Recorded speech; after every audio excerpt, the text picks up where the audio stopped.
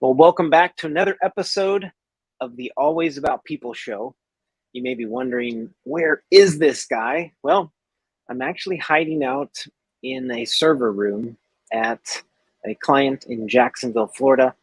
And I figured that the background here would be perfect for this show's topic. My name is Chris Allen. I'm the host of the show. Uh, Again, some of my teammates call me the people guy, but I am glad to just be back with you. If you're watching us live, I want to remind you, please send in comments, questions.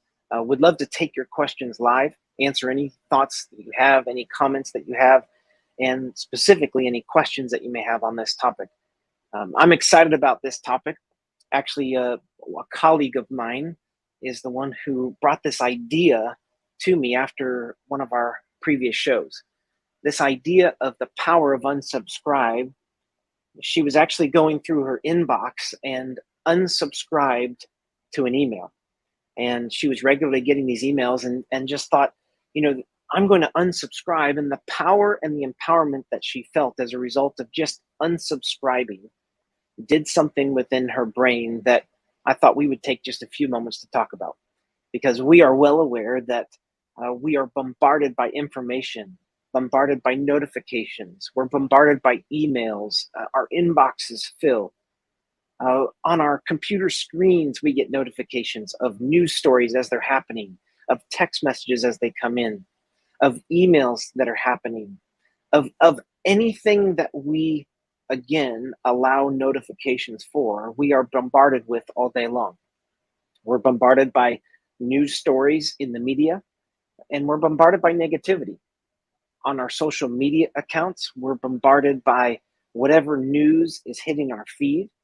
And it feels like once we click one time, we're bombarded by more of those similar news stories. And so I just thought we would take the time today to talk about this idea of the power of unsubscribe. That we can, as leaders and individuals, we can actually take control of what we are bombarded with every day. And so we want to address this idea. I want to talk through some practical ways that we can actually take control of this.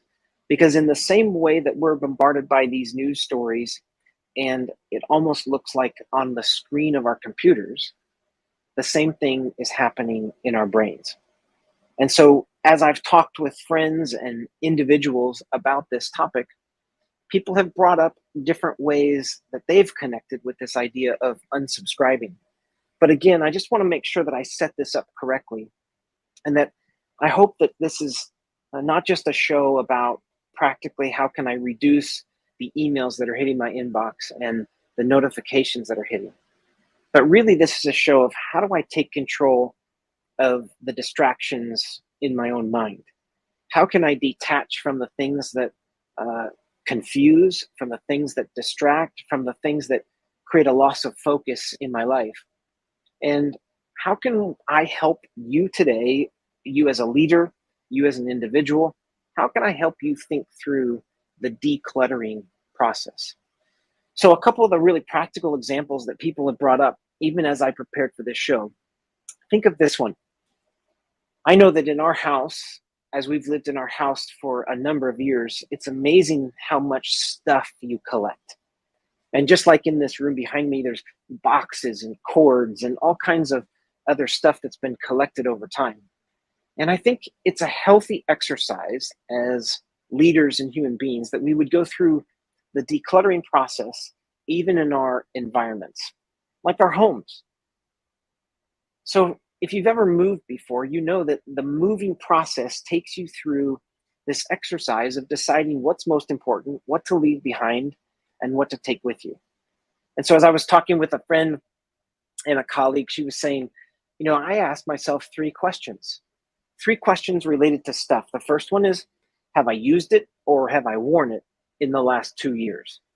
Maybe that's a question that you should ask about the decluttering process in your environment right now. Have I used it or worn it in the last 2 years? Here's question number two. Does it remind me of a specific time in life? So is it meaningful to me? Does it remind me of a specific time in life? And then question number three, does it bring me joy? If the answer is no to any of those, it must go. And I thought, If it's a no, it must go. A simple process of decluttering some of the things in your environment can make your brain actually function more effectively, reducing the anxiety, stress in your environment, and creating a place where you're allowed to focus, you're able to focus on the things that matter most. One other practical insight for us today is the number of subscriptions that we have. While each subscription may be a small amount, as you add up each one from Apple to Netflix to Spotify to whatever else you're subscribed to, they can all add up over time. And maybe it's just an exercise in looking back over those subscriptions to say, do I need all of these right now? Are there any of these subscriptions that I can actually get rid of to focus on what's most important? Here's a third one: your email inbox. Your email inbox. And I know if you're like me, we might have a few different emails that we're checking on a regular basis. You have your personal, your work, and I know for me, I have an old personal.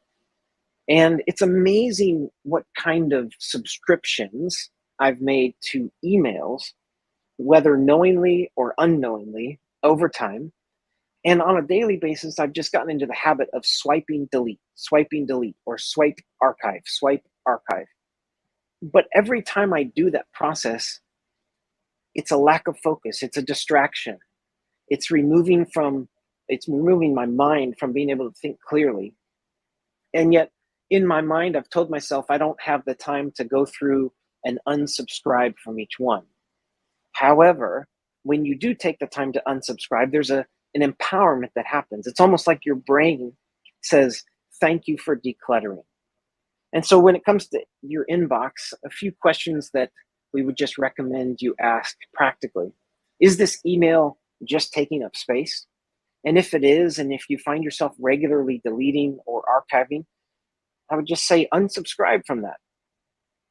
Again, there may be some emails that you are getting or receiving that you're copied on, and it's more for just information. Again, one strategy there would be to simply ask your colleagues, hey, if I don't need to respond to this, don't copy me to it. Question number 2, have I or will I use this product or buy this thing in the future? I know a lot of the emails that I see coming in were because I purchased something one time, don't really have an intention or a need to buy that thing again, and I've just been bombarded by these emails, and it's really freeing to just unsubscribe. And then I would just say, again, did you buy this one thing one time? If you have a plan for buying it again, maybe you want to see that. But in the same way that social media will hit you with other products once you've asked about or searched for a specific product, our brains are doing the same thing about information all day long. In a previous episode, we talked about actually how in the workplace today, people are bombarded by some bad news. If you spend any time on LinkedIn, you might see one company doing layoffs, somebody announcing that they just got laid off from their role or from their position or from their company. Company X is laying off people again. And it feels like maybe because it's the engagement with those posts, those tend to rise to the top of my feed, and it's negativity after negativity after negativity. And I'm feeling as a leader like all of this is adding to my stress and my anxiety. And so the power of unsubscribe is really me as a leader taking the time to say, these things in my life and in my environment, these things in my home and in my office, they're leading to a place of anxiety in my life. And this anxiety is having greater effects on how I perform and how motivated I am and how I'm acting towards others and how I'm responding and how I'm reacting. And so as a leader, how can I remove the distractions, detach from some of all of these things that are competing for my brain, for my space, for my inbox, for my feed, and become in a place where there's some peace in my life. Another example that a colleague gave me was that when they were doing their internship with an investment company, they were in the financial analytics division, and they were doing a lot of research, and their team had a rule that you were only allowed to have 7 objects on your desk. The computer was not a part of those 7, so you could have 7 personal objects on your desk, and there was actually some accountability to it. The leader of this team would come by and knew how many objects were on your desk. In one specific example, the leader walked by and took a pack of gum off of my colleague's desk, as if to say, "You've got one too many objects here." Now, I don't specifically know the science behind 7 objects, but I think more broadly speaking, it was an exercise in decluttering. It was an exercise in unsubscribing. It was an exercise in saying, hey, the more things you have on your desk, the more things competing for your brain space, the less focused you can be on what's most important. And so, as we think about this topic, there were a few things that I just think are interesting. I was reading a book called A Failure of Nerve by Edwin H. Friedman. And in the book, he says that society's regression is due to the fact that leaders have limited imagination, that leaders aren't taking risks that they used to. And most of it is caused by anxiety and stress. He actually lists 3 things. The first one is that many people today have an orientation towards data rather than the capacity to be decisive. And I would just say that with the onslaught and the massive amounts of data and information that we can take in on a daily basis, is it possible that that consumption of data is limiting my ability to be decisive, to actually make decisions? Number 2, he says that it's an orientation towards empathy rather than responsibility. That we care in this massive amounts of data, we care more about other people, their feelings, than we do about taking responsibility. And number 3, the confusion of self with selfishness. And he makes the case that really what we need to do is take care of ourselves. And in our environments, if we take care of ourselves and the decluttering of our mind, the reducing of anxiety in our lives, that if we take care of ourselves, we can be better for other people. We take greater levels of responsibility. We can be quicker to make decisions. And so he defines this as the self-differentiated leader. And he says a self-differentiated leader is somebody who can manage his or her own reactivity in response to the automatic reactivity of others, and therefore be able to take stands at the risk of displeasing. In other words, people are constantly reacting around us. Anxiety is happening in environments every day.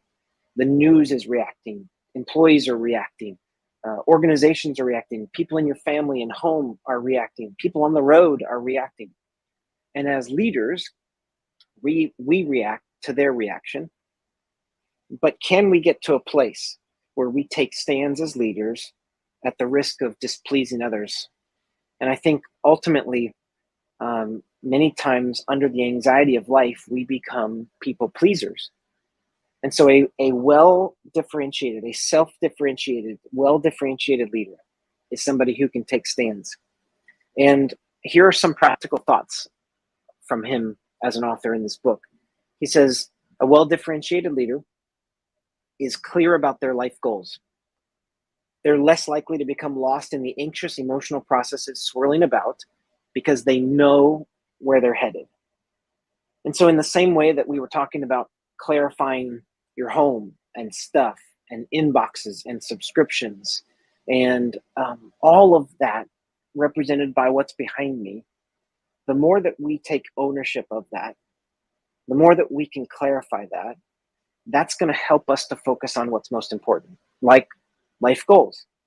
And so one practical takeaway that I would just say is be clear about where you're going and where you're headed, your life goals. Number 2, a well-differentiated leader can separate while remaining connected. In other words, am I clear about who I am? Am I clear about the things that energize me, the things that drain me? Am I clear about my personality, the way that I communicate? Am I clear about some of the things that I don't do well, my weaknesses? Am I clear about maybe some of the areas of my life where I need to improve? The more clear I am about that, I can separate myself while still remaining connected to other people. And then the third thing he says is that a well differentiated leader can maintain a modifying, non anxious kind of emotional state while still being a challenging presence.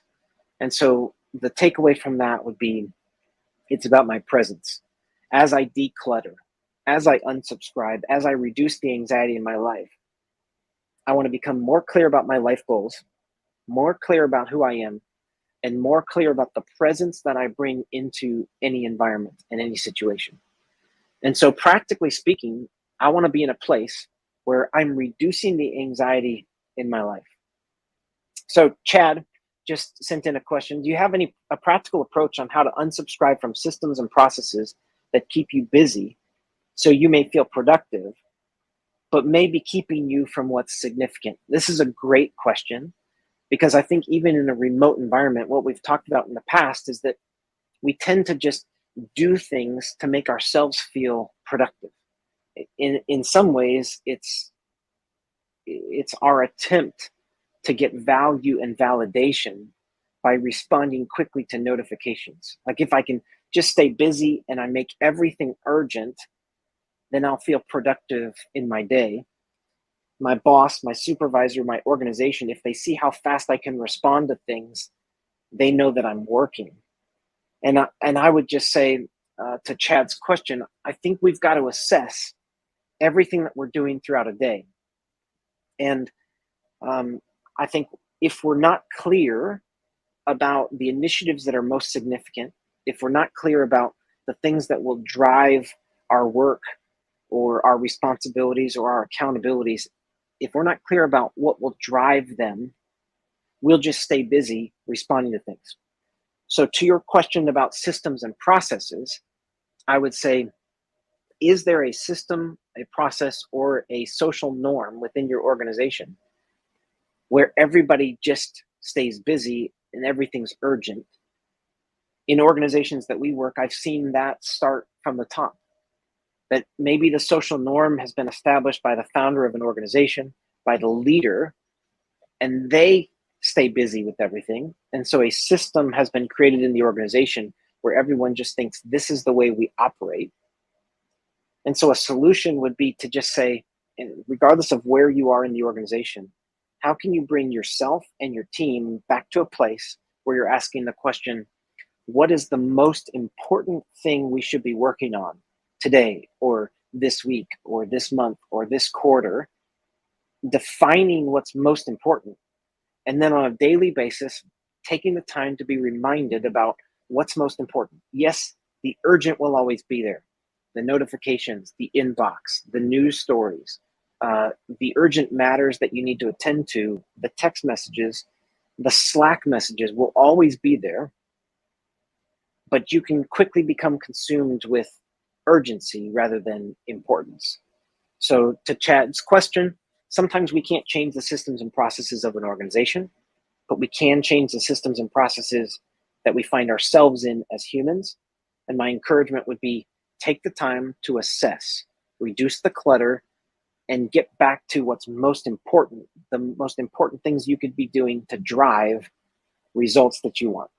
Again, it goes back to in some ways, the life goals that you set. Maybe you should have professional goals as well. What am I really trying to accomplish this year? For salespeople, the sales goals, the relationships that you're trying to establish, the number of conversations you want to have during a day. For other roles, it might be the product that you're trying to deliver, the project that you're trying to implement, whatever that might be. In my world, it's the outcomes we're trying to deliver to clients. And so I can become consumed with just answering emails and phone calls, but I need to create the space to really think through how can I drive the intended results with clients. Thanks for the question, Chad. That was helpful. That got me thinking about how to bring this back practically. So again, the power of unsubscribe. The power of unsubscribe is this idea that we are bombarded by information on a daily basis. And what that does to our brains is it puts us in this place of urgency. It's an emotional response. It happens in the amygdala. We've talked about it on this show before. And in that fear response, which is great when there's a tragedy or there's an urgent matter or there's a fire or an accident or something crazy is happening. But in the daily flow of our work, it's not a helpful thing that you would get a notification, move towards fear, the amygdala responds, it fires off adrenaline and cortisol. It results in fear and a fear response, which is to flee, to run from it, to fight it, or to freeze. And so we're doing that constantly all day long. The cortisol levels build up in your body, resulting in a loss of appetite, a change in sleep patterns, the lack of rational thought, the lack of strategic thought, and it affects your ability to actually do what's most important. And so what we're recommending is that really the power of unsubscribe is in saying, I want to reduce the clutter in my life. I need to reduce the things that are causing anxiety in my life. I want to get back to what's most important so that I can stay focused, so that my brain moves back into sort of a prefrontal cortex type of response. And I can begin to think rationally and strategically. I can think creatively. I'll come up with my best solutions in that environment. And that is the power of unsubscribe. I have a quote for you from Epictetus. I just said that completely wrong. Epictetus was a Greek philosopher. And the quote says, other people's views and troubles can be contagious. Don't sabotage yourself by unwittingly adopting negative, unproductive attitudes through your associations with others. I'd like to leave you with one more thought, and that is there may be some people you need to unsubscribe from. And this could be maybe a dangerous topic here. But who you surround yourself with, not just your inbox, not just your subscriptions, not just the clutter in your environment, but sometimes it's people around you that can create anxiety, that can put your brain in a place of fear and a fear response or emotional response. And so as you think about the power of unsubscribe, maybe you should also think about the people that you're surrounding yourself with. Are there some people that you should be detaching from? Are there some relationships or friendships that you should be detaching from? Are there some conversations in the workplace that you should not engage in because those conversations lead to a place of anxiety? And so I would just say, again, what we're trying to get to here is reducing the anxiety, the stress, the clutter, the stuff that takes space in our brain, that moves us from a place of rational thought, strategic thought, and our best selves to a place of anxious reaction. And in this same book, A Failure of Nerve by Edwin Friedman, he lists 5 aspects of chronic anxiety. And I would say that what we want to do, just as we conclude this show, is help you to reduce the effects of anxiety in your life through the power of unsubscribe. One aspect of chronic anxiety is reactivity. And I would just ask yourself, like, do I find myself reacting to things that I shouldn't really be reacting to? Number 2 is herding. We tend to herd with other people who feel the same way, think the same way, kind of combine with our anxiety, almost make it worse. Number 3, blaming. We tend to blame people when we're in a place of chronic anxiety, and that's the gradual degradation of a culture, of a family, of an organization. Number 4, we move to quick fix mentality. Just everything's urgent, like Chad's question, and so we just move to quick fixes, and we just want to get it done. Everything's in a hurry instead of thinking through, gosh, if I do that quick fix now, how will it affect things in the future? And then number 5 is just overall a lack of leadership. We believe that leadership is greatly affected when we're in this place of constant or chronic anxiety. And it really does change organizations. It changes our lives. It changes our ability to think. And so let me just wrap this. I think as we came into today's show, I'm watching leader after leader deal with chronic anxiety.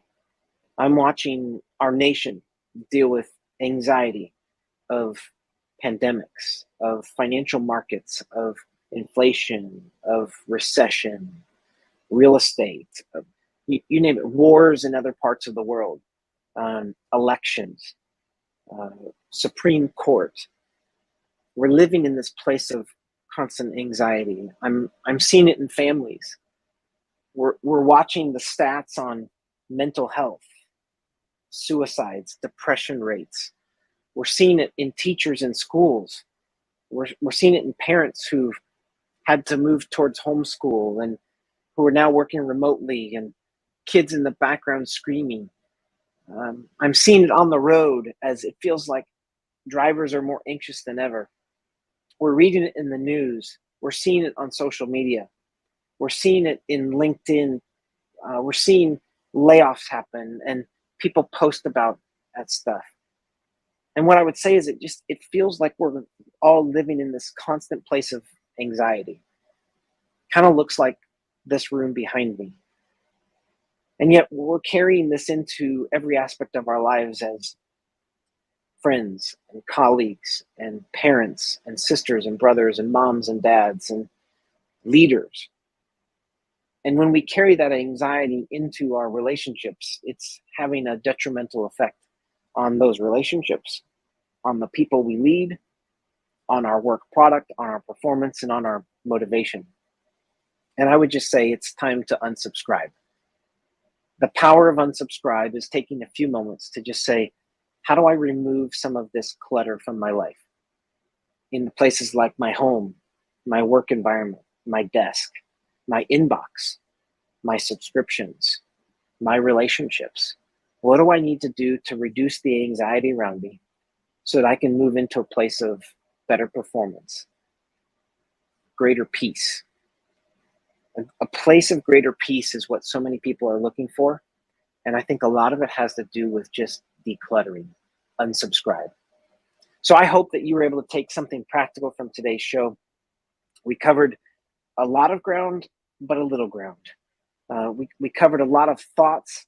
I'll say again, the book, A Failure of Nerve by Edwin H. Friedman has really helped me in my thinking around this idea and the effects of anxiety on leaders and society. And I just want to encourage you to take a few moments over the next few days to think through the areas in your life that you need to unsubscribe from, declutter from, detach from, to regain a focus on what's most important.